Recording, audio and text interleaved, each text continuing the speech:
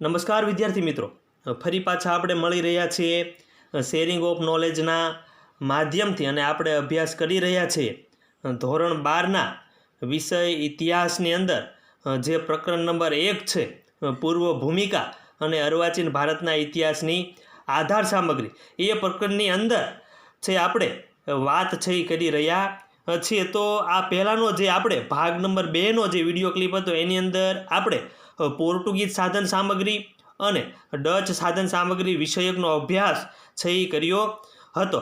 આજના આ વિડીયોની અંદર હું લઈને આવ્યો છું ભાગ નંબર 3, જેની અંદર આપણે ફ્રેન્ચ સાધન સામગ્રી અને બ્રિટિશકાલીન સાધન સામગ્રી વિષયકનો અભ્યાસ આજના આ વિડીયોની અંદર છે એ કરવાનો છે. તો ચાલો મિત્રો જોઈએ આપણે ફ્રેન્ચ સાધન સામગ્રી. તો મિત્રો આપણને ખ્યાલ છે કે ફ્રેન્ચ ઈસ્ટ ઇન્ડિયા કંપની સાથે સંકળાયેલ એવા મહત્ત્વપૂર્ણ દસ્તાવેજો આપણને જે ફ્રાન્સના પેરિસમાં આવેલા અભિલેખાગારોમાં છે જળવાયેલા છે જોવા મળે છે. એટલે કે ફ્રેન્ચ ઈસ્ટ ઇન્ડિયા કંપની સાથે સંકળાયેલા મહત્ત્વપૂર્ણ પુરાવાઓ, દસ્તાવેજો આપણને ફ્રાન્સનું જે પેરિસ છે અને પેરિસની અંદર જે અભિલેખાગારો આવેલા છે એ અભિલેખાગારોની અંદર સંગ્રહિત થયેલા છે એ દસ્તાવેજો આપણને જોવા મળે છે. અને આ દસ્તાવેજો ઉપરથી આપણને ફ્રેન્ચ સાધન સામગ્રી વિષયકનો, ફ્રેન્ચ ઈસ્ટ ઇન્ડિયા કંપની વિષયકનો ઇતિહાસ છે એ આપણને જોવા મળતો હોય છે. આ ઉપરાંત ભારતમાં તેમની મહત્ત્વપૂર્ણ એવી પ્રવૃત્તિઓ જો આપણે જોઈએ તો ચેન્નઈ ખાતે, મૈસૂર ખાતે અને હૈદરાબાદ ખાતે સંકળાયેલી છે એ આપણને જોવા મળે છે. એટલે કે તેમની મહત્ત્વપૂર્ણ પ્રવૃત્તિઓ ચેન્નઈની અંદર, મૈસૂરની અંદર અને હૈદરાબાદની અંદર છે એ આપણને જોવા મળતી હતી. આ તેવો ઇતિહાસ તેના જે સરકારી અભિલેખાગારો છે એની અંદર આપણને જોવા છે એ મળતો હોય છે કે તેમની પ્રવૃત્તિઓ છે ચેન્નઈ, મૈસૂર અને હૈદરાબાદની સાથે સંકળાયેલી હતી. તેવો ઇતિહાસ આપણને સરકારી અભિલેખાગારોમાંથી છે એ પ્રાપ્ત છે એ થાય છે. આ ઉપરાંત 17મી અને 18મી સદીઓમાં ભારતની અંદર આવેલા બર્નિયર, ટેવર્નિયર અને થેવે જેવા ફ્રેન્ચ પ્રવાસીઓની જે નોંધો છે, આ નોંધોમાંથી પણ આપણને તે સમયનો ઇતિહાસ અને તે સમયની ભારતની આર્થિક સ્થિતિની વિષયકની વાત છે આપણને છે એ પ્રાપ્ત છે એ થતી છે જોવા મળે છે. એટલે કે ફ્રેન્ચ જે પ્રવાસીઓ હતા અને ફ્રેન્ચ પ્રવાસીઓ જે આવ્યા હતા અને આ સમયનો ઇતિહાસ અને ભારતની આર્થિક સ્થિતિનો ચિતાર આ જે ફ્રેન્ચ પ્રવાસીઓની નોંધોમાંથી આપણને છે એ પ્રાપ્ત છે એ થતો છે એ જોવા મળે છે.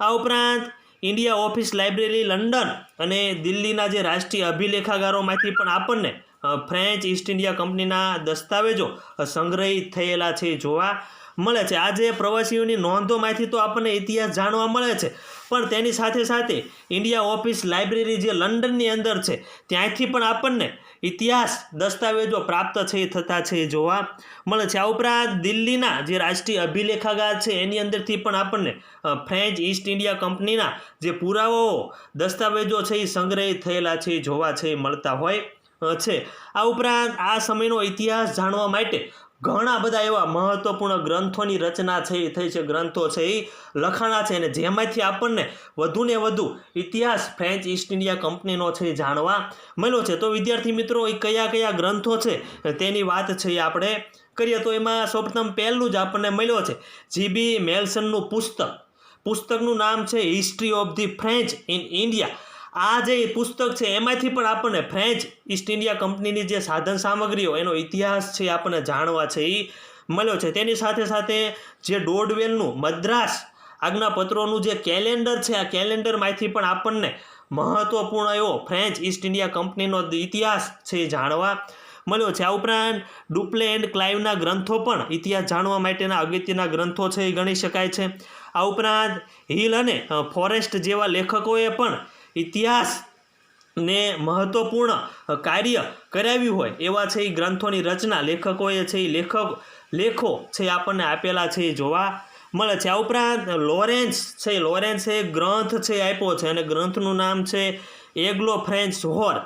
તો આ ગ્રંથની અંદર તો કે મહત્ત્વપૂર્ણ ઐતિહાસિક સાધન સામગ્રી વિષયકની વાત આ એગ્લો ફ્રેન્ચ વોર જે લોરેન્સનો ગ્રંથ છે એની અંદરથી આપણને છે એ પ્રાપ્ત થતી છે એ જોવા મળે છે. આ ઉપરાંત આનંદ રંગે પિલ્લાઈની નોંધોમાંથી પણ ઇતિહાસ છે આપણને જોવા મળે છે. આનંદરંગ પિલ્લાઈની જે નોંધ છે અને એ નોંધોમાંથી પણ આપણને જે આ ફ્રેન્ચ ઈસ્ટ ઇન્ડિયા કંપની વિષયકની સાધન સામગ્રી એના વિષયકનો ઇતિહાસ આપણને છે એ જાણવા છે એ મળે છે. આ ઉપરાંત વિલ્કિન્સને લખેલ એક દક્ષિણ ભારતના ઇતિહાસની રૂપરેખા, કોને લખ્યું છે તો કે વિલ્કિન્સને લખેલ દક્ષિણ ભારતના ઇતિહાસની રૂપરેખા. આ જે રૂપરેખા છે એની અંદરથી પણ આપણને આ એક ગ્રંથ ઐતિહાસિક સાધન સામગ્રીના વિષયકની માહિતી છે આ ગ્રંથ દ્વારા છે આપણને મળે છે. તો મિત્રો આ હતી ફ્રેન્ચ સાધન સામગ્રી અને ફ્રેન્ચ સાધન સામગ્રી વિષયકના ઇતિહાસ જાણવા માટેના મહત્વપૂર્ણ ગ્રંથો. ત્યારબાદ જોઈએ આપણે હવે નેક્સ્ટ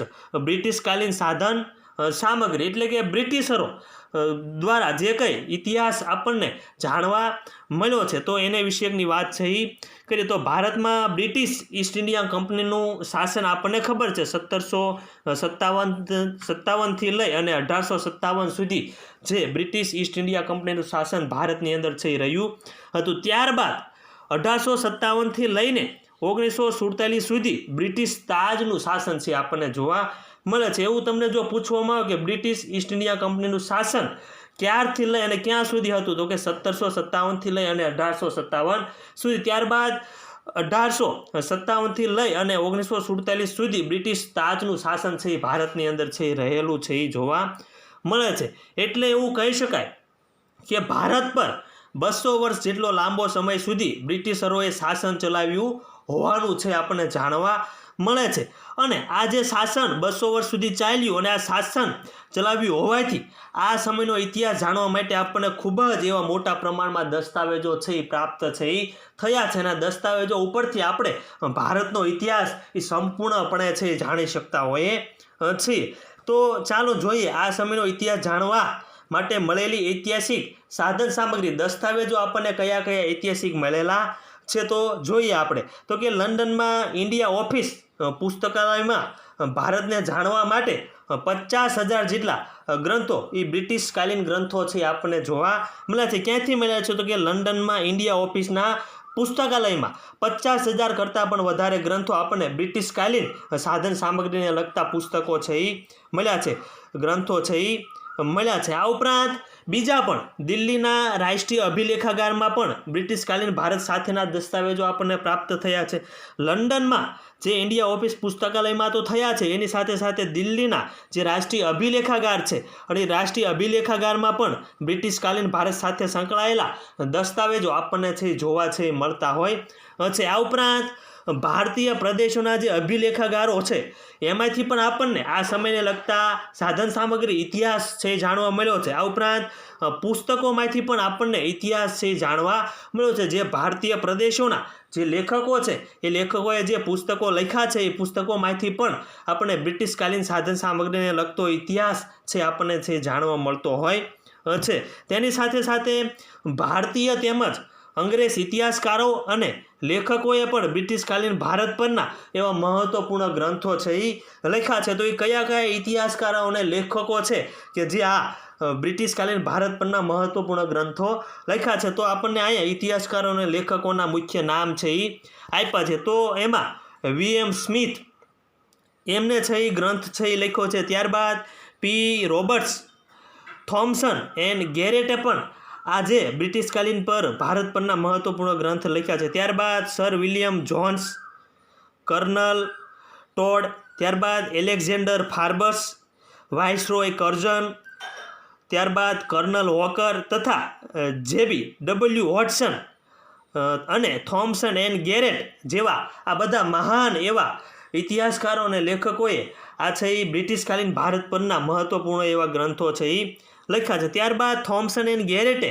એવો કેમ્બ્રિજ હિસ્ટ્રી ઓફ ઇન્ડિયા નામનો એવો મહત્વપૂર્ણ ગ્રંથ છે એ લખ્યો છે અને ગ્રંથની અંદર તેને બ્રિટિશકાલીન ભારતનું આલેખન કરેલું છે જોવા મળે છે. કોને લખ્યો છે તો કે થોમ્સન એન્ડ ગેરેટે. કયો ગ્રંથ તો કે કેમ્બ્રિજ હિસ્ટ્રી ઓફ ઇન્ડિયા. અને એ ગ્રંથની અંદર તેને શેની વાત કરીશ તો કે બ્રિટિશકાલીન ભારતનું જે વાત છે એ કરેલી છે તેનું આલેખન છે એ તેને થોમસ એન્ડ ગેરેટે છે એ કરેલું છે. તો મિત્રો આ હતા ભારતીય તેમજ અંગ્રેજ ઇતિહાસકારોએ તથા લેખકોએ બ્રિટિશકાલીન ભારત પરના જે મહત્વપૂર્ણ ગ્રંથ લખ્યા છે તે ઇતિહાસકારો. ત્યારબાદ ભારતમાં ઈસ્ટ ઇન્ડિયા કંપનીના શાસનકર્તા ઉપર પણ ઘણા બધા પુસ્તકો આપણને પ્રકાશિત છે એ થયેલા છે એ જોવા મળે છે.